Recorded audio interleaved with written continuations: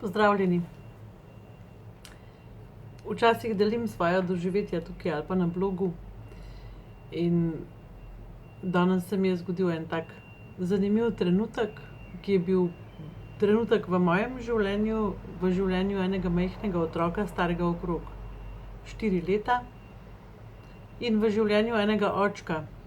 Ampak v njegovem življenju verjetno to ni bil trenutek, ampak je bil povzetek celodnevnega dogajanja. Bila sem v bližini vrtca, v oburi, ko otroci hodijo ko starši hodijo po otroke. Zanimiva zmota.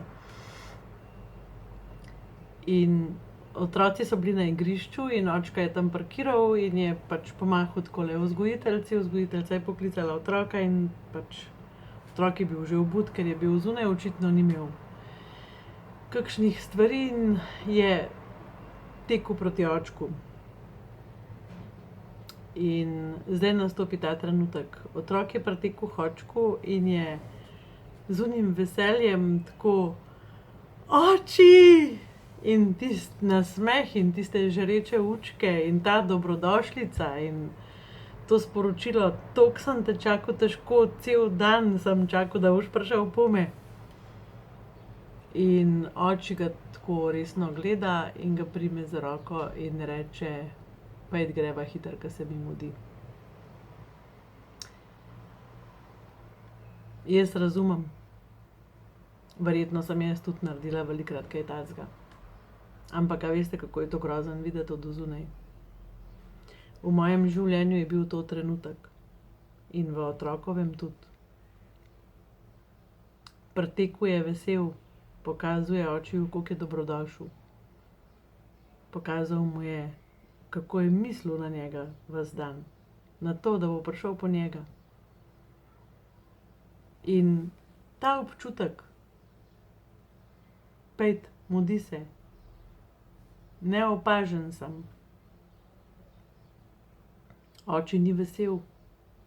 A je žalosten zaradi mene, a je jezen zaradi mene, a sem jaz kaj narobe naredil? To so občutki, ki se verjetno vzbudijo v otroku. Oziroma glede na to, kar delam s starši in vidim, kaj nosijo s sabo, sem skoraj prepričana, da se vzbudijo taki občutki. Nič ni bilo, onadva sta se usedla v avto in sta se odpeljala. Otrok se ni več smejal, ni se več veselil, usedel se je v stolček. In izgledalo je tako, kot da je, a veste, zastor v gledališču padel. In vprašala sem se, koliko časa bo ta otrok ali pa kakšen drug otrok, ki naleti na podobne odzive. In tudi kako so moji otroci pač ob teh odzivih, ki sem jih tudi jaz kdaj imela, vztrajali s svojim veseljem, s tem, da so mi pokazali, koliko me imajo radi. Koliko sem najpomembnejša oseba v njihovem življenju.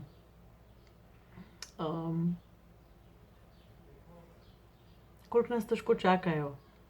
Koliko smo pomembni za njih. A veste, to, po čemer tako hrepenimo, vse to smo mi našim otrokom. In sem se vprašala, koliko časa bo ta otrok vztrajal.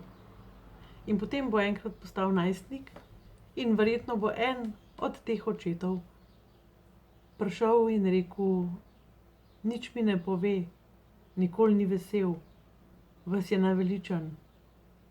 Kaj naj naredim? Glejte, tisti, ki imate majhne otroke, naredite to zdaj. A veste, to so trenutki časa, ko rečete: nimam časa. To, da se mu nasmehneš nazaj in ga stisneš k sebi in pogledaš v oči in rečeš: tudi jaz sem te vesel. To je en trenutek. Začnite to početi.